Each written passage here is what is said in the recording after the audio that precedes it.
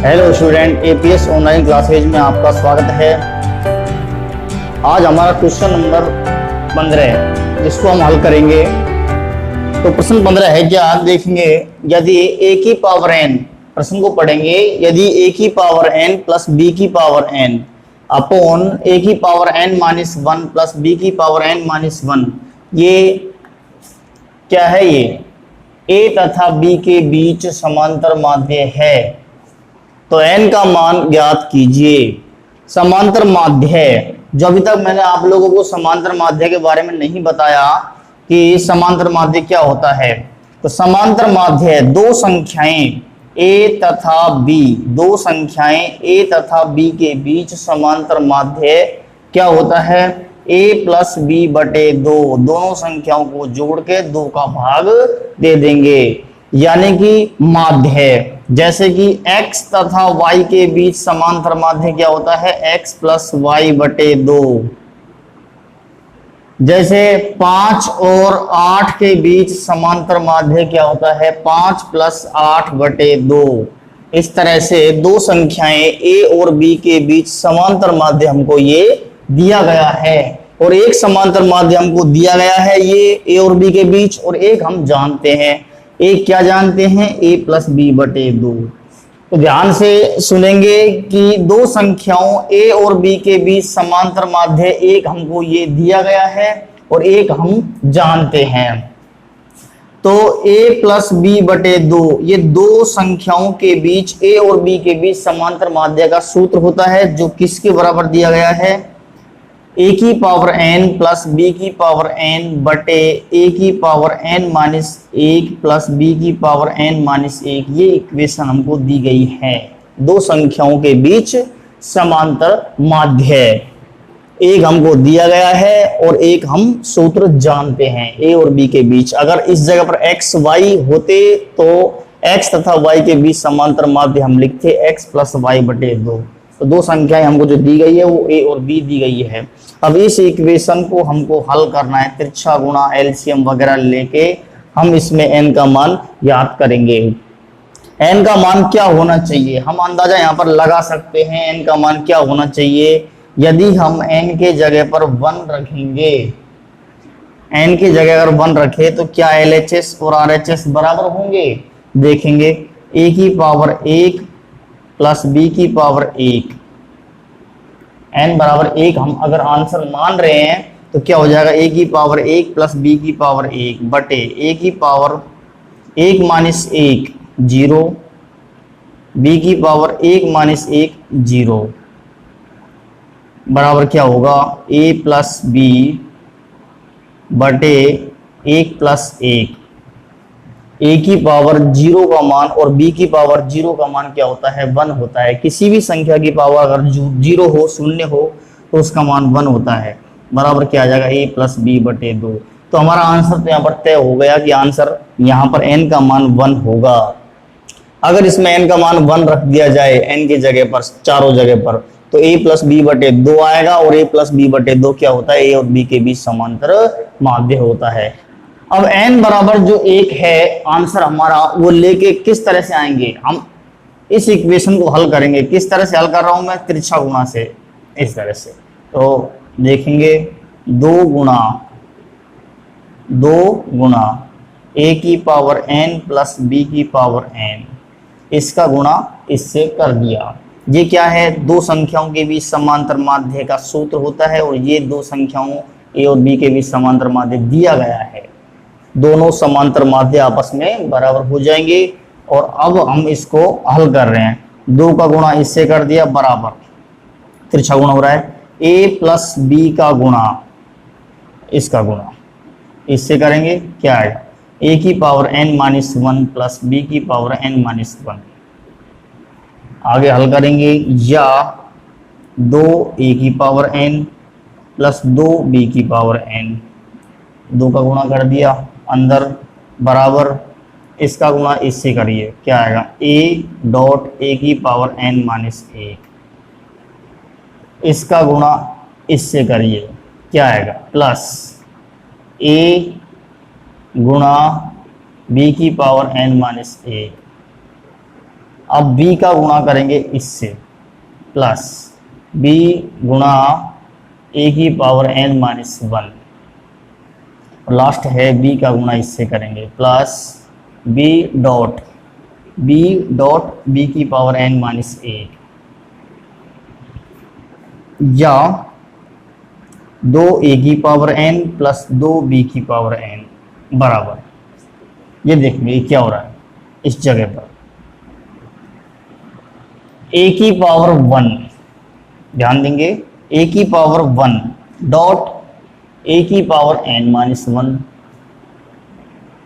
a की power 1 dot a की power n minus 1 बराबर क्या होता है, a की पावर 1 प्लस n माइनस 1, आधार समान है, बीच में गुणा का चिन्ह है, पावर क्या होंगी, घातें क्या होंगी, जुड़ जाएंगी, 1 प्लस n माइनस 1, यानी कि क्या हो जाएगा a की पावर n, ये दोनों मिलकर क्या हो जाएंगे a की पावर n, और ये दोनों मिलकर क्या हो जाएंगे, ये दोनों मिलकर भी हो जाएंगे प्लस b की पावर n, इसी तरह से b की पावर 1 प्लस n माइनस 1, 1 से 1 कटेगा, b की पावर n बचेगा, यहाँ पर प्लस a डॉट b की power n, a dot b की पावर n डॉट b की पावर माइनस 1, जो n माइनस 1 पावर है b की, उसमें दोनों पावरों को अलग अलग खोल दिया, b की पावर n डॉट b की पावर माइनस 1, प्लस अब इसको देखेंगे b डॉट a की पावर n डॉट a की पावर माइनस 1, इसी तरह से सेम। अगले स्टेप में 2 a की पावर n में से इस a की पावर n को घटाएंगे, क्यों घटाना है, 2a की पावर n के पास में इस a की पावर n को लेके आएंगे तो किसका हो जाएगा, माइनस का हो जाएगा, तो 2x में से इस तरह से चलेंगे, देखिए 2x में से x घटाएंगे तो क्या बचेगा, x बचेगा, तो 2a की पावर n में से इसको इधर लेके आएंगे तो माइनस का हो जाएगा a की पावर n, ये वाला, तो कितना रह जाएगा, 2a की पावर n में से a की पावर n घटाएंगे तो क्या बचेगा, a की पावर n बचेगा, तो इन दोनों को जोड़ने घटाने पर a की पावर n बचता है, इसको और इसको जोड़ेंगे घटाएंगे, यानी कि b की पावर n को इधर मैं लेके आऊंगा तो क्या हो जाएगा, माइनस का हो जाएगा, तो 2b की पावर n में से b की पावर n घटाएंगे, इसमें से इसको घटाने पर क्या आएगा, b की पावर n बचेगा, इसी तरीके से 2x में से x घटाएंगे तो x, इसी रूल से बराबर, ये चारों खत्म, अब बचते हैं लास्ट 2, इसको देखेंगे a डॉट b की पावर n, क्या है, a डॉट b की पावर n डॉट b की पावर माइनस 1, ये दोनों लिख दिए, ये बचता है, इसको मैं क्या लिख सकता हूं, 1/b, b की पावर माइनस 1 को क्या लिख सकते हैं, 1/b, plus b dot a की पावर n, ये लिख दिया, और क्या बच रहा है, a की पावर माइनस 1 को मैं लिख रहा हूं 1/a, a की पावर माइनस 1 को क्या लिख देंगे, 1/a। हमारा जो अगला स्टेप होगा वो क्या होगा, जो a की पावर n के पद हैं, एक पद तो ये है, और a की पावर n का एक पद ये है, इन दोनों पदों को मैं एक साथ लिख रहा हूं, और जो b की पावर n का एक पद ये है और b की पावर n का दूसरा पद ये है, इन दोनों को मैं एक साइड लिख रहा हूं। तो देखिए चार जो हमारे पद हैं उनको किस तरह से लिखेंगे, a की पावर n के पास में मैं a की पावर n का पद लेके आ रहा हूं, तो क्या आएगा, माइनस का b a की पावर n बटे a, इन दोनों को मैंने एक साथ लिख दिया, बराबर। अब b की पावर n के जो दोनों पद हैं, एक तो ये है और एक ये है, इन दोनों को मैं एक साथ लिख रहा हूं, a b की पावर n बटे b माइनस b की पावर n, तो कहने का मतलब ये है कि a की पावर n और b की पावर n के पदों को अलग अलग लिख दिया। इधर की साइड में a की पावर n कॉमन ले रहा हूं, तो क्या बचेगा 1 माइनस b बटे a। इधर की साइड में b की पावर n कॉमन ले रहा हूं, क्या बचेगा a बटे b माइनस 1।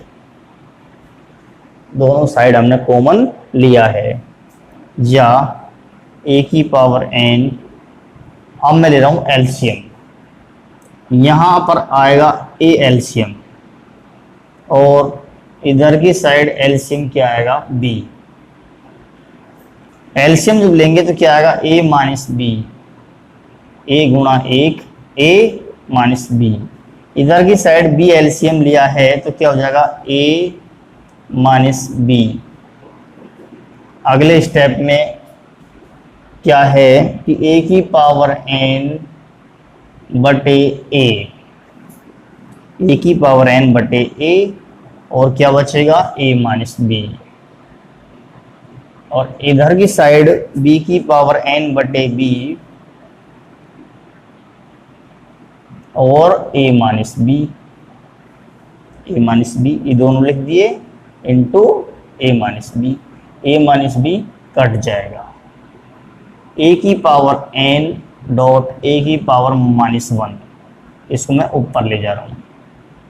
b की पावर n डॉट b की पावर -1, इसी तरह से इसको ऊपर ले जाए। a की पावर n-1 बराबर b की पावर n-1। अगले स्टेप में मैं इसको इस तरह से लिख रहा हूँ, a की पावर n-1 बटे b की पावर n-1 बराबर क्या बचेगा 1। कैसे किया है? तिरछा गुणा से। इस b की पावर n-1 को नीचे लेके आओ, बराबर बचेगा 1। अगले स्टेप में a बटे b की पावर में लिख रहा हूँ n-1। a की पावर भी सेम है, b की पावर भी सेम है, तो a बटे b की पावर क्या हो जाएगी n-1 बराबर 1। अगले स्टेप में मैं एक की जगह पर ध्यान देंगे, एक की जगह पर इधर तो मैं सेम लिख रहा हूं a बटे b की पावर n-1 और उधर की साइड में एक जो बच रहा है उस एक की जगह पर ये लिख रहा हूं a बटे b की पावर 0। किसी भी संख्या की पावर 0 का मान क्या होता है? 1 होता है। यानी कि एक की जगह पर आप लोग कुछ भी रख सकते हो, लेकिन पावर क्या करनी है? 0 करनी है।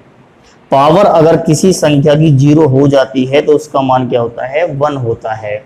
अब देखिए तुलना से हम इसमें क्या करेंगे? तुलना करेंगे, क्योंकि आधार समान है। ध्यान दीजिए, आधार दोनों का क्या है? इधर की साइड भी a बटे b है, उधर की साइड भी आधार क्या है? a बटे b है।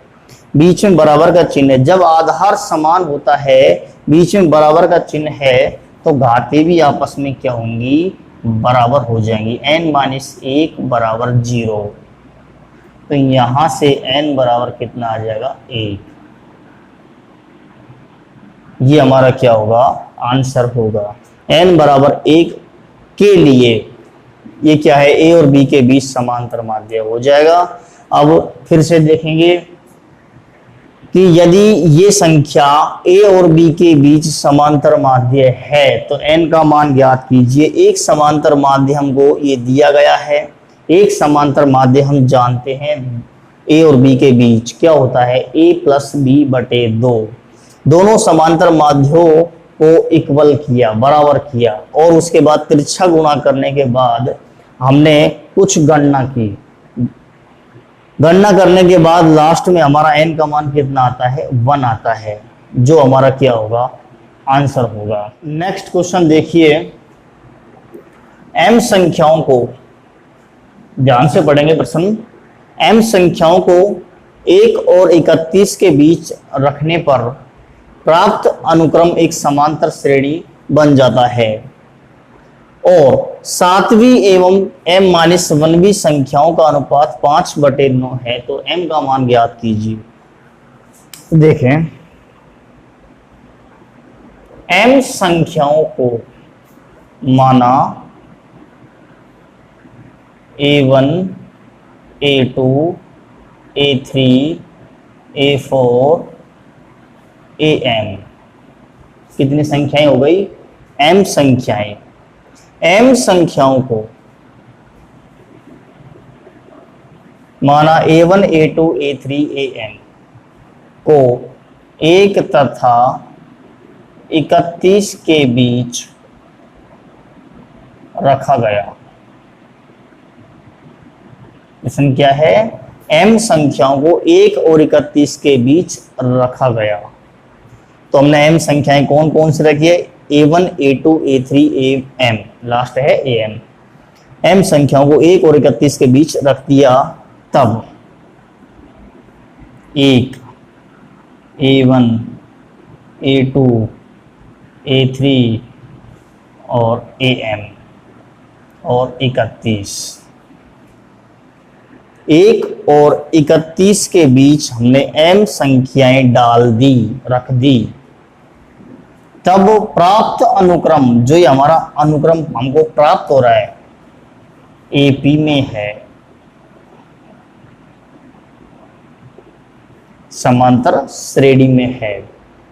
तो m संख्याओं को यहां से यहां तक हमारी m संख्याएं हो गई, इनको 1 और 31 के मध्य हमने रख दिया, तो जो प्राप्त अनुक्रम है वो क्या हो जाएगा? एक समांतर श्रेणी बन जाती है। और 7वीं एवं m-1वीं, इसका काम भी बाद में करेंगे, एक बार हम इस समांतर श्रेणी का काम खत्म करते हैं। ये है हमारी समांतर श्रेणी। अब देखिए, इस समांतर श्रेणी में आप बताइए कि कितने पद हैं? इस समांतर श्रेणी में कितने पद हो गए? अगर हमसे ये कहता कि 7 संख्याएं डालिए, तो समांतर श्रेणी में कुल कितने पद होते? 9 पद होते। 7 तो हमने डाल दी, 2 हमारी ये है 1 और 31, तो कुल कितनी हो जाएंगी? 9 हो जाएंगी। अगर हमसे ये कहता कि 11 संख्याएं डालिए, तो समांतर श्रेणी में कुल कितने पद होते? 13 पद होते। 11 प्लस 2 यानी कि 2 जोड़ना है। अब देखिए, m संख्याएं तो हमने ये डाल दी यहां से यहां तक, एक संख्या ये है और एक ये है, तो समांतर श्रेणी में कुल कितने पद हो जाएंगे? कुल पद बताइए। कुल पद बराबर m, तो ये हो ही गई, प्लस 1 यानी कि m प्लस 2 संख्याएं इसमें कुल हो जाएंगी। अगर 5 संख्याएं डालते तो कुल श्रेणी में कितने पद होते? 7 होते। 5 प्लस 2, m संख्याएं हमने डाली है तो m प्लस 2 कुल पद हो जाएंगे। अब इस श्रेणी का काम खत्म करते हैं। सबसे पहले यहां a बराबर क्या है? 1, प्रथम पद क्या है? 1, और अंतिम पद और दे रखा है हमको। अंतिम पद कितना है? 31। अब जो अंतिम पद है हमारा 31, वो कौन सा पद है? अंतिम पद इस श्रेणी का कौन सा पद है? m प्लस 2वां पद इसका अंतिम पद है। m संख्याएं तो ये हो गई, एक ये हो गई, तो m प्लस 1 और एक ये हो गई, तो कितनी हो जाएगी? m plus 2। तो m प्लस 2वां पद कितना है? 31 है। अंतिम पद हमारा जो इस श्रेणी का है वो m नहीं है, m प्लस 2 है, तो इस श्रेणी में कुल पद m प्लस 2 हो जाएंगे। तो m प्लस 2वां पद हमारा 31 हो गया। अब बताइए m प्लस 2वें पद का सूत्र बताइए समांतर श्रेणी के लिए। nवें पद का सूत्र तो हम जानते हैं, a plus n-1 into D, ये होता है nवां पद का फॉर्मूला। अब हमको ज्ञात करना है m प्लस 2वें पद का फॉर्मूला। m प्लस 2वें पद का फॉर्मूला क्या होगा? ध्यान देंगे, a प्लस n की जगह क्या लिखेंगे? n की जगह लिखेंगे m प्लस 2। m प्लस 2वां पद का फॉर्मूला क्या हो जाएगा? a plus n-1 into D बराबर कितना है 31 के बराबर दिया गया है। तो हमने कुछ नहीं किया है, n की जगह पर जहां पर भी n है उस जगह पर m प्लस 2 रख दिया। यहाँ n है तो यहाँ रख दिया और यहाँ n है तो यहाँ रख दिया, तो m प्लस 2वें पद का हमारा ये फॉर्मूला हो जाएगा। अब इसमें करना क्या है, अब इसमें हमको a बराबर 1 रखेंगे, 1 प्लस m प्लस 1, ये कितना हो जाएगा m प्लस 1 इंटू डी बराबर 31 या m प्लस 1 इंटू डी बराबर 30, 31 माइनस 1 30 हो जाएगा। तो यहाँ से हमारी जो समांतर श्रेणी है उसका सारवें अंतर कितना आएगा, ये आ जाएगा d बराबर 30 बटे m प्लस 1। अब देखिए अगर ये कहता कि 5 संख्याओं को, तो हम 5 संख्याएं मानते a1 a2 a3 a4 a5, 1 और 31 के बीच हमने रख दिया ताकि प्राप्त अनुक्रम समांतर श्रेणी बन जाता है। तो अब देखेंगे अगर हमने 5 संख्याएं इसमें डाली है तो 7वां पद का सूत्र लगाते हैं। प्रथम पद तो 1 रहता, लेकिन श्रेणी में कुल कितने पद हो जाते, 7। 5 तो हमने डाले हैं, 2 हमारे पास पहला और अंतिम है, तो 7 हो जाते। तो 7वां पद हमारा होता है 31। 7वां पद, 7वें पद का हम फॉर्मूला लगाते, a प्लस 6d बराबर 31। तो वहां से हमारा d का मान जो आता वो आता 30 बटे 5 प्लस 2, यानी कि 30 बटे 6 यानी कि 5 आता। अब देखें आगे, तो d का मान हमारा प्राप्त हो गया, a का मान हमारे पास है, d का मान भी हमारे पास है। अब आगे देखें, और 7वीं और m-1वीं संख्याओं का अनुपात, संख्याओं का पूछा है, पदों का अनुपात नहीं पूछा है। पद तो हमको मिलेंगे इसमें, जो हमारे पद हैं वो तो इसमें हैं, लेकिन संख्याएं ये है हमारी जो हमें डाली गई है। जो संख्याएं में डाली है उसकी 7वीं करीब यहाँ पर आएगी, 7वीं और m-1वीं संख्याओं का अनुपात, यानी कि हमको क्या दिया गया है, a7 बटे 7वीं संख्या और m-1वीं संख्या। जो m संख्याएं हमने डाली है उसमें से 7वीं संख्या यानी कि a7 और m-1वीं संख्या का अनुपात दे रखा है 5/9।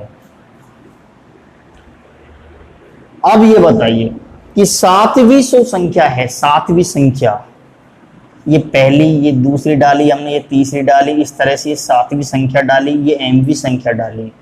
तो हमने 7वीं जो संख्या डाली है वो समांतर श्रेणी का कौन सा पद है, पद कौन सा है, 7वीं संख्या, a4 a5 a6 a7, ये a7 जो है इस समांतर श्रेणी की कौन सी संख्या हो जाएगी, कौन सा पद हो जाएगा।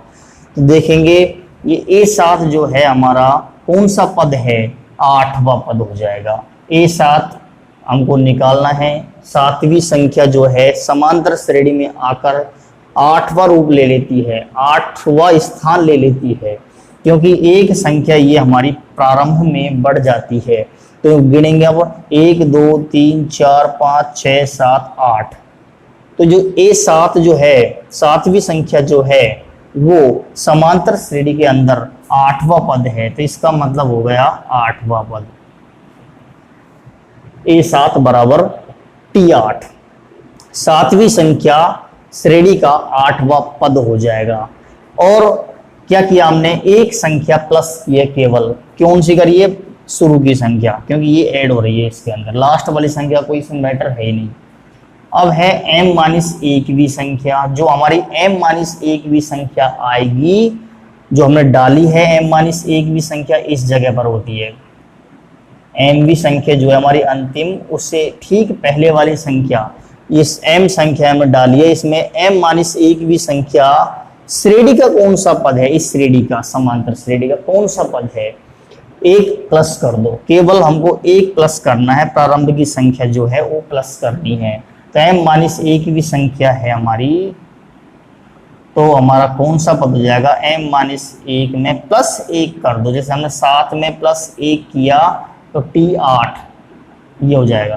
तो हमारी जो m वा पद होगा, m वा पद समांतर श्रेणी का जो m वा पद होगा वो ये होगा, ये वाली संख्या होगी, एक स्थान आगे बढ़ जाएगी, m माइनस एक की जगह m हो जाएगी, एक संख्या हमारा स्थान जो है बढ़ा लेती है, इसकी वजह से, प्रारंभ वाली संख्या की वजह से।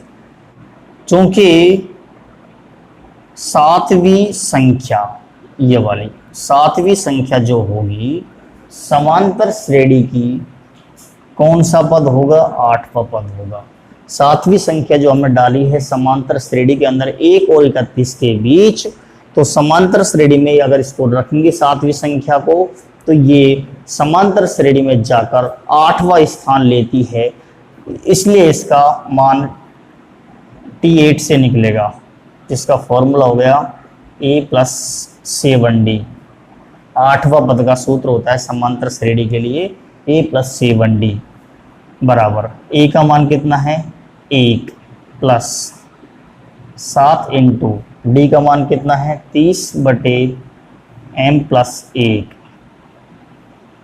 तो हमारा जो A7 होगा वो कितना हो जाएगा, m प्लस 1 हम LCM लेंगे तो क्या हो जाएगा, 1 का गुणा m प्लस 1 से करेंगे LCM से, तो m प्लस 1 आएगा, प्लस ये हो जाएगा 210, यानी कि m प्लस 211 बटे m प्लस 1।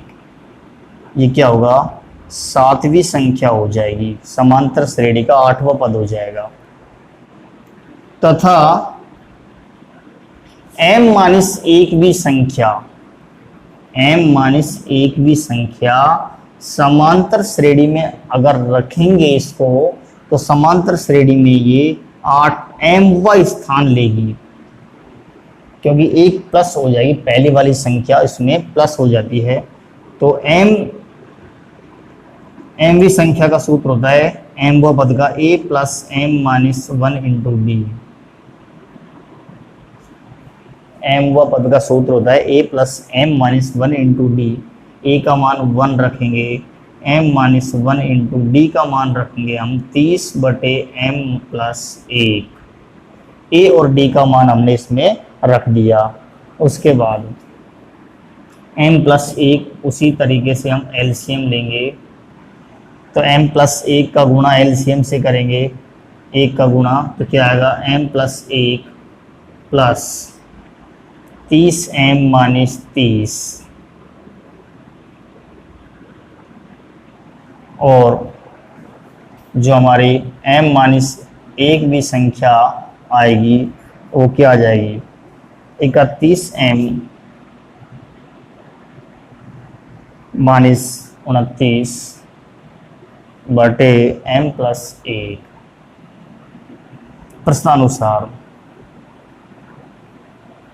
प्रश्नानुसार सातवीं और m माइनस 1वीं संख्या का अनुपात, सातवीं संख्या और m माइनस 1वीं संख्या का अनुपात दे रखा है हमको 5/9। सातवीं संख्या जो है वो कौन सी है, m प्लस 211 बटे m प्लस 1, ये सातवीं संख्या है। और m माइनस 1वीं संख्या है हमारी 31m माइनस 29 बटे m प्लस 1।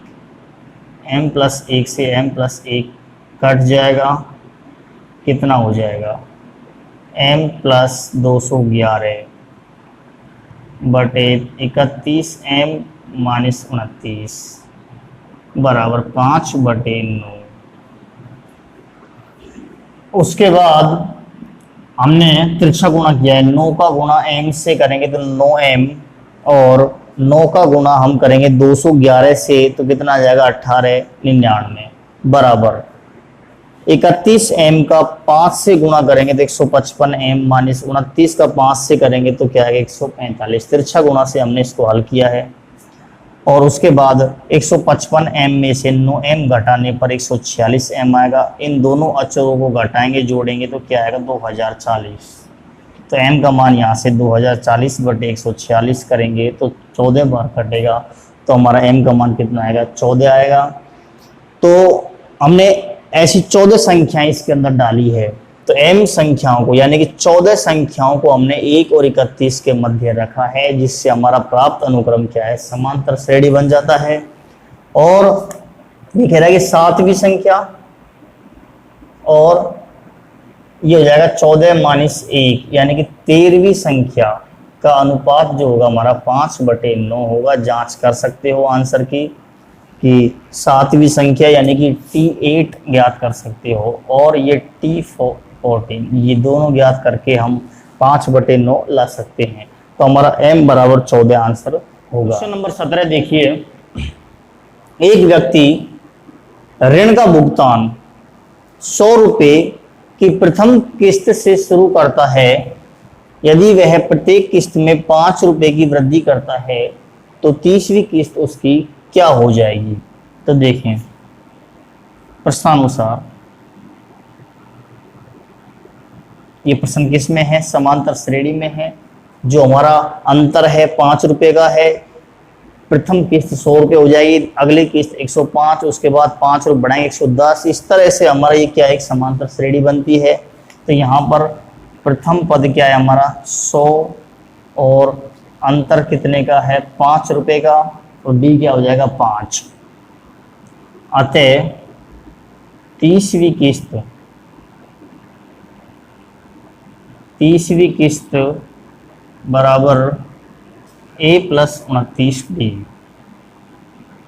यानी कि 100 + 29 × 5 यानी कि 100 + 145 यानी कितना हो जाएगा 245 रुपये।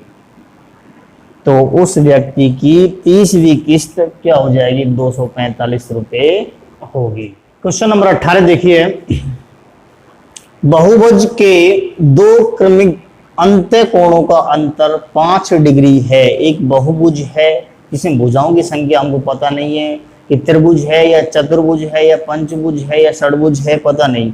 बहुभुज के दो क्रमिक अंत्यकोणों का अंतर 5 डिग्री है। यदि सबसे छोटा कोण 120 डिग्री का है, उसके बाद दूसरा कोण 125 डिग्री का हो गया, उसके बाद 130 डिग्री का हो गया, इस तरह 5 डिग्री का अंतर है, तो बहुभुज की भुजाओं की संख्या क्या होगी, यानी कि कौन सा बहुभुज होगा। माना n भुजा, हमने भुजाओं की संख्या n मान ली बहुभुज में, तो n भुजाओं वाले बहुभुज के जो कोण है उनको समांतर श्रेणी में लेकर सबसे पहले हमने प्रथम पद a बराबर 120 डिग्री लिखा है। सबसे छोटा कोण 120 डिग्री का है, तो प्रथम पद 120 डिग्री हो गया। सातवां अंतर d बराबर 5 डिग्री, जो हमारे कोणों का अंतर है वो 5 डिग्री का है, तो d का मान 5 डिग्री हो गया। अब देखें आगे कि हमने छोटी क्लासों में पढ़ा था 9th या 10th क्लास में कि बहुभुज के सभी अंत्य कोणों का योग का सूत्र क्या होता है। बहुभुज के अंत्य कोणों का योग, बहुभुज के अंत्य कोणों का योग हमारा इस सूत्र से निकालते हैं, 180 × n-2 इससे निकालते हैं। अगर हमको त्रिभुज का निकालना है, बहुभुज यानी कि हम यहाँ पर त्रिभुज का निकाल रहे हैं, त्रिभुज के अंत्य कोणों का योग कितना होता है 180 डिग्री। त्रिभुज के तीनों कोणों का योग कितना होता है 180 डिग्री। तो इस फॉर्मूले से कैसे ज्ञात करेंगे, त्रिभुज में कितनी होता है भुजाओं की संख्या n बराबर 3 होती है, n बराबर 3 इसमें रखेंगे तो क्या हो जाएगा 180 × n की जगह 3 रख दो, भुजाओं की संख्या त्रिभुज में 3 होती है, तो क्या हो जाएगा 180 × 1 180 डिग्री। तो त्रिभुज के सभी अंत्य कोणों का योग क्या होता है 180 डिग्री। अगर आप चाहते हो चतुर्भुज के अंत्य कोणों को योग निकालना है तो n बराबर उसमें 4 रख देंगे, क्योंकि चतुर्भुज में भुजाओं की संख्या क्या होती है n बराबर 4 होती है।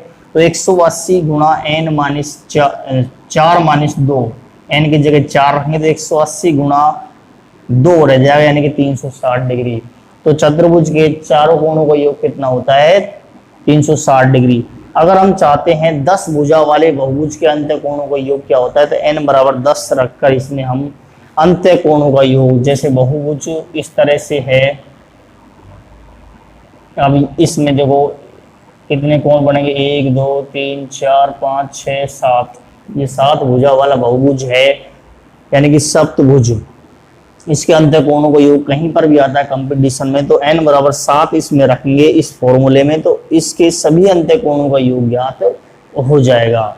तो हमारा ये n भुजा वाले बहुभुज के अंत्य कोणों का योग होता है। उसके बाद इसकी हो गई हमारे समीकरण नंबर 1, हम जानते हैं, ये हमको दिया नहीं गया, ये हम जानते हैं n भुजा वाले बहुभुज के सभी अंत्य कोणों का योग। उसके बाद उसी n भुजा वाले बहुभुज के अंत्य कोणों का योग का हम एक सूत्र और जानते हैं समांतर श्रेणी द्वारा। इस प्रश्न में n/2 2a + n-1 × d। इसमें हमने क्या है कि a का मान 120 डिग्री रख दिया, d का मान 5 रखा है और 120 का 2 से गुणा किया है। सूत्र में हमने n भुजा वाले बहुभुज के यानी कि Sn का सूत्र जो लिखा है हमने, इनके अंत्य कोणों का योग का जो सूत्र है उसमें a का और d का मान रखकर समीकरण 2 हमारी ये हो गई। समीकरण 1 और समीकरण 2 है क्या, दोनों को दोनों इसी बहुभुज की n भुजा वाले बहुभुज की अंत्य कोणों का योग है, दोनों को दोनों समीकरणों को हम इक्वल कर देंगे समीकरण 1 और 2 से। हमने समीकरण 1 ये हम जानते हैं, ये योग हम जानते हैं 9th या 10th क्लास में पढ़ा था। एक हमने समांतर श्रेणी से ये योग ज्ञात किया है अंत्य कोणों का योग। दोनों इक्वेशन को हमने बराबर किया है, इस 2 का गुणा 180 डिग्री से करेंगे, 180 से करेंगे 360 हो जाएगा, 360 n-720। इस तरह से आपको ये हल करना है। हल करने के बाद हमारी एक द्विघात समीकरण प्राप्त होगी। द्विघात समीकरण जो आएगी उसके हमारे गुणनखंड होंगे n-9 और n-16। तो n-9 और n-16 दो उसके टुकड़े आते हैं, तो वहां से n का मान 9 और 16 आएगा। तो हमारा जो है n बराबर 16 संभव नहीं है, क्योंकि 16 भुजा वाला बहुभुज इस प्रश्न के लिए संतुष्ट नहीं होता है। तो n बराबर 9 आंसर होगा। लास्ट में लिखना है अतः, इधर लिख रहा हूं, अतः बहुभुज में भुजाओं की संख्या n बराबर 9 होगी। तो आज हमारी एक्सरसाइज 9.2 यहीं पर ख़त्म होती है। अगली वीडियो में हम एक्सरसाइज 9.3 लेकर आएंगे। तब तक इन क्वेश्चनों को आप लोगों को, कुछ क्वेश्चन इसमें क्या है डिफिकल्ट आए हैं जो लास्ट के हैं, इनको आप लोग 1-2 बार जरूर रफ में हल करेंगे, प्रयास करेंगे बार बार करने का। कठिन क्वेश्चन इतने है नहीं अगर आप लोग करेंगे। अगर आपने मैथ साइंस ली है तो ये क्वेश्चन आपके लिए नॉर्मल होने चाहिए। तो अगली वीडियो में मिलते हैं एक्सरसाइज 9.3 के साथ। तब तक के लिए धन्यवाद।